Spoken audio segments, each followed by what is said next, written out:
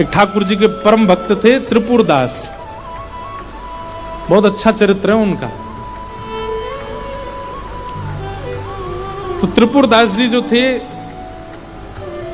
श्रीनाथ जी की गगदल बना के भेजते थे। गगदल जानते हैं? कंबल, सर्दियों में जो ठाकुर जी धारण करते हैं। किसी ने श्रीनाथ जी के दर्शन किए हो, शीतकाल में दर्शन करना, ठाकुर जी का मुखमंडल दिखाई देता, बाकी सब ऐसे पूरे ढके रहते हैं, उसको गगदल बोलते हैं। तो त्रिपुरदास जी जो थे ये बहुत बड़े मंत्री थे, इनके पास मंत्री पद पर थे तो खूब धन आता था। तो ये बढ़िया सोने की जड़ाऊ, चांदी की जड़ाऊ, बढ़िया गगदल भेजते थे ठाकुर जी को। किसी ने जाके बादशाह से शिकायत कर दी, बोले त्रिपुरदास जी आपके खजाने के सारे पैसा लगा के गगदल बना के श्रीनाथ जी को भेज देते हैं। तो बादशाह ने इनको अपनी मंत्री पद से हटा दिया, और जैसे ये मंत्री पद से हटे कंगाली आ गई, गरीब हो गए। अब इनके पास इतना भी धन नहीं था कि गगदल खरीद के भेज सकें। तो एक लिखने वाली कलम थी इनके पास, वो कलम बेच दी जाकर के, तो उससे 1 रुपया मिला। 1 रुपया से इन्होंने जो वस्त्र खरीदा, बिल्कुल 3rd क्लास वस्त्र खरीदा, 1 रुपए का आया। मन में बड़े दुखी थे, बोले ठाकुर जी मैंने कभी ऐसा वस्त्र आपको भेजा नहीं, लेकिन क्या बताऊं, और कोई मेरे पास चारा नहीं। वो वस्त्र खरीद करके और उस पर प्रेम से हृदय से लगा के उस पर बढ़िया सुंदर कुछ रंग रोगन किया, जो जो उन पर उपस्थित था। थोड़े थोड़े इत्र बचे थे, इत्र लगा दिया और किसी के हाथ मंदिर भिजवा दिए। पहले तो हमेशा खुद जाते थे जब मंत्री थे, लेकिन अब मन में सोचे कि कहीं मैं ऐसी अवस्था में मंदिर गया, गोसाई जी ने अगर मुझे इस अवस्था में देखा तो वे कहीं मुझ पर कृपा करने के लिए धनराशि ना दे दें, इसलिए खुद नहीं गए, किसी के हाथों भिजवा दिया। गगदल नहीं बना पाए थे, चद्दर बनी थी, बस भिजवा दी। और कोई बात नहीं, ठाकुर जी समझेंगे मेरी परिस्थिति। शीतकाल का समय आया, यहां पर वो चद्दर जैसे ही पहुंची तो भंडारियों ने सोचा ये तो बिल्कुल सामान्य स्थिति की है, ये ठाकुर जी की सेवा में क्यों जावे, ऐसे ही रख दो इसको कहीं किनारे, किनारे में कहीं रख दी। शीतकाल प्रारंभ हुआ, जैसे ही ठाकुर जी को गगदल पहनाई, रात्रि में शयन करा करके गुसाई जी चले गए। रात भर गुसाई जी ठिठरते रहे, मुंह कांपते रहे, हाथ पर कांपते रहे। सुबह मंगला में जैसे ही दर्शन करने गए तो भीतर जाके जैसे ही ठाकुर जी को उठाया, ठाकुर जी के दांतों की आवाज आ रही थी, cut cut cut cut cut cut जोर से, और ठाकुर जी ठिठर रहे हैं जोर से। गुसाई जी बोले 5-5 गगदल पहना रखी हैं फिर भी ठिठर रहे हैं, अंगीठी जला के लाओ। अंगीठी जला करके ठाकुर जी के आगे हाथ सेक सेक के, कभी हाथ पे लगा मैं, कभी गालों पे लगा मैं, कभी गले पे लगा मैं। ठाकुर जी बोले जाड़ो लग रहा हो, बहुत जोड़ते जाड़ो लग रहा हो मुझे। गुसाई जी बोले जय जय। अंगीठी जला दी, 5-5 गगदल उड़ा दी, और गगदल लेके आओ। महाराज 10-10 गगदल, ठाकुर जी ढक गए पूरे रजाइयों में। 5-5 अंगीठी जला दी और ठाकुर जी हिल रहे हैं जोर से। और केवल नाटक कर रहे हो ऐसा नहीं, स्पर्श करने में बिल्कुल ऐसा लग रहा है जैसे मानो जैसे ठंडे पड़ गए हो ठाकुर जी। गुसाई जी तो इतनी चिंता में आ गए, क्या करें क्या करें क्या करें। अचानक गुसाई जी बोले 10-10 गगदल और 5-5 अंगीठी, फिर भी ठंडक नहीं जा रही, कोई लीला तो नहीं श्याम सुंदर की। ओहो, निश्चित ही किसी भक्त के द्वारा भेंट आई है और वो हमने पधराई नहीं है, इसीलिए ये सब हो रहा है। तुरंत गुसाई जी बोले किसी भक्त की भेंट आई थी क्या? क्या क्या भेंट आई बताओ।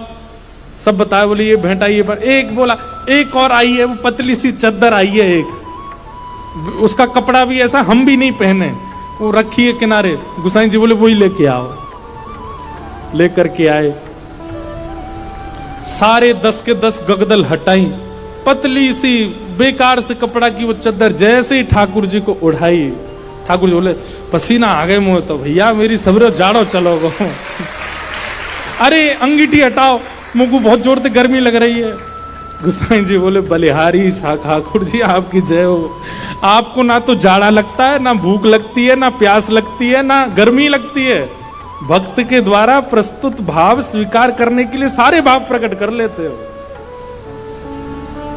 ऐसे हमारे ठाकुर जी। तो त्रिपुर दास की बेचारी की सामान्य सी चद्दर ओढ़ करके ठाकुर जी पसीना बहा रहे हैं अपने मुंह, इतनी जोर से गर्मी लगी आई मुंह। ऐसे हमारे ठाकुर जी। तो आप मत कीजिए, आप तो पवित्रता का भी ध्यान रखो, वर्णाश्रम धर्म का भी ध्यान रखो, सभ्यताओं का भी ध्यान रखो, वेद मर्यादाओं का भी पालन करो। ठाकुर जी को अवसर दीजिए।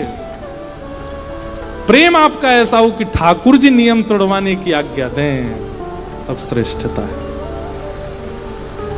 हरिराम व्यास जी जिन्होंने जुगल किशोर जी को प्रकट किया, ऐसे श्री हरिराम व्यास जी की बेटी का ब्याह था और अपनी बेटी के ब्याह में जितने ब्राह्मण आए,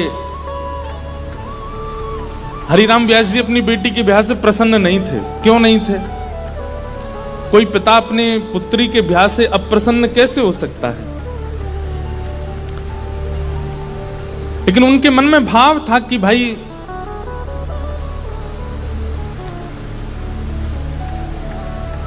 वृंदावन से बाहर क्यों जा रही हो? अपनी बेटी से कह रहे थे कि भाग्य होता है तब वृंदावन प्राप्त होता है, और तुम ब्याह करके अपने पति के साथ विदा होकर के वृंदावन से बाहर जा रही हो, ये मुझे अप्रिय लग रहा है। बेटी ने कहा पिताजी ये तो स्वभाव है कि बेटी को बाहर जाना ही पड़ता है, और बाहर कहां, जहां पति का घर है वहां जाना पड़ेगा। तो हरिराम व्यास जी बोले तुम्हारे पास दो उपाय हैं। बोले क्या? या तो पति से कहो कि वृंदावन में घर बना ले, या फिर उसी से ब्याह करो जो वृंदावन में रहता हो। पुत्री बोली पिताजी अब सब बातें हो चुकी हैं और हमें भी जिससे ब्याह हो रहा है वो हमको बड़ा प्रिय है, अब हो जाने दो ब्याह, ठीक है आते रहेंगे वृंदावन। तो इस बात से इतने नाराज हो गए हरिराम व्यास जी कि तुमको व्यक्ति विशेष प्रिय है। अरे हरिराम व्यास जी तो ये तक बोल गए थे कि भाई लंगड़ा हो, वृंदावन का हो तो उससे ब्याह कर लो, कोई गुण ना हो लेकिन वृंदावन का तो ब्याह करो, क्योंकि वृंदावन रहने को मिलेगा। लेकिन तुम और गुणों को देख करके वृंदावन छोड़ करके जा रही हो, ये तुम्हारा सबसे बड़ा दुर्भाग्य है। तो अपनी बेटी के ब्याह से प्रसन्न नहीं थे, तो हरिराम व्यास जी की पत्नी और बाकी बच्चे बोले पिताजी को रहने दो नाराज, हम तो ब्याह करेंगे आनंद से। और हरिराम व्यास जी के शिष्य थे ओरछा के राजा मधुकर शाह, उन्होंने पूरी शादी की व्यवस्था की, लेकिन हरिराम व्यास जी की भौएं चढ़ी नहीं। और ज्यादा दुखी तो वे तब हो गए कि उन्होंने एक शर्त रखी, चलो ठीक है ब्याह कर रहे हो तुम, अपनी मर्जी से कर रहे हो, सब ठीक है, लेकिन पहली पंगत वैष्णव जनों को, संत जनों को, रसिक जनों को करानी पड़ेगी। लेकिन जब ब्याह का प्रसंग आता है ना, तो घर के लोग इन सब चीजों पर विश्वास करते नहीं है। घर के सब सदस्य बोले पहली पंगत तो बारात की होगी। बोले पिताजी ने कहा संतों को कराओ। बोले बोलने दो उनको, तुम तो उन्हीं को करा दो।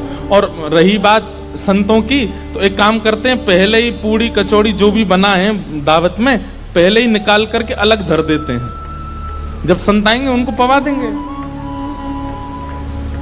हरिराम व्यास जी को ये बात पता चल गई तो इतने नाराज हो गए।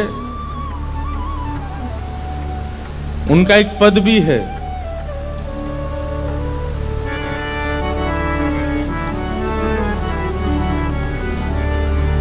संतन सो अधिक समधि प्यारे। बोले संत इतने प्रिय नहीं है, वो समधि बहुत ज्यादा अच्छा लगता है, उसको तो गरम गरम खवा रहे हैं और संतों के लिए अलग निकाल दिया। बड़े नाराज हुए, बोले संतों का अपमान कर रहे हो। बेटी बोली पिताजी मेरा ब्याह है, आप बिल्कुल खुश नहीं हो। बोले मुझे खुशी करानी है तो वृंदावन से बाहर मत जाओ। ब्राह्मण लोग आए जो ब्याह पढ़ा रहे थे, तो हरिराम व्यास जी बड़े विद्वान थे, तो ब्राह्मण आकर के बैठे, सबने बैठ करके हरिराम व्यास जी से वार्ता की। तो ब्राह्मण सब बोले व्यास जी कोई अच्छी बात सुनाओ। तो हरिराम व्यास जी पद गाने लगे, वे मरे जिन मेरे घर ब्याह पड़वायो। सारे ब्राह्मण बोले ऐसा मत कहो। भगवान बोले कि तुम भाग जाओ यहां से, या तो पुत्री को कहो कि वो वृंदावन छोड़ करके नहीं जाए, और यदि वो जाने का मन बना चुकी है तो वो सब मर जाएंगे जिन्होंने ब्याह पढ़ाया। ब्राह्मण तो घबरा गए। फिर अंत में मधुकर शाह जो राजा थे ओरछा के, उन्होंने हरिराम व्यास जी को प्रणाम किया। बोले मैं जिम्मेवारी लेता हूं, आपके दामाद और बेटी बाहर नहीं जाएंगे, मैं यहीं घर बनवा दूंगा, वो यहीं रहेंगे। तब हरिराम व्यास जी प्रसन्न हुए। अगर आपको हमारी कहानी पसंद आई तो हमारे चैनल को लाइक करें और सब्सक्राइब करें, और हाँ, बेल आइकन दबाना ना भूलें। Thanks for watching.